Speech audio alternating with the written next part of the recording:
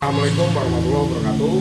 Perkenalkan, nama saya Ilham Akbar Adi Jamiko, NIM A43201395 dari Prodi Budidaya Tanaman Perkebunan. Di sini saya akan menjelaskan materi tentang sintesis protein. Berikut penjelasannya. Sintesis protein merupakan proses pengubahan asam amino yang ada dalam daging menjadi protein bagi tubuh. Pada singkatnya, proses sintesis protein merupakan proses pencernaan makanan yang ada di dalam tubuh. Sintesis protein dari DNA. Berikut ini adalah sel unit dasar dari semua jaringan hidup. Dalam kebanyakan sel manusia, ada struktur yang disebut dengan nukleus. Inti berisi gen-gen. Pada manusia, gen dibagi menjadi 23 pasang kromosom. Setiap kromosom mengandung untaian panjang DNA, tersusun erat di sekeliling protein yang disebut dengan histon. Dalam DNA, ada bagian yang disebut dengan gen. Gen ini berisi petunjuk untuk membuat protein.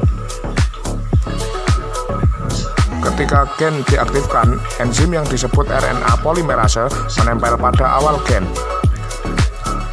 Bergerak di sepanjang DNA, membuat portal mRNA dari basa kosong yang ada di dalam nukleus.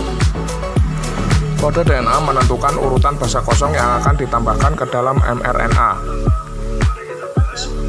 Proses ini disebut dengan transkripsi. Messenger RNA. Sebelum messenger RNA dapat digunakan sebagai template untuk produksi protein, perlu diproses. Ini melibatkan penghapus dan menambahkan bagian dari RNA. mRNA kemudian bergerak keluar dari inti sel menuju ke bagian sitoplasma.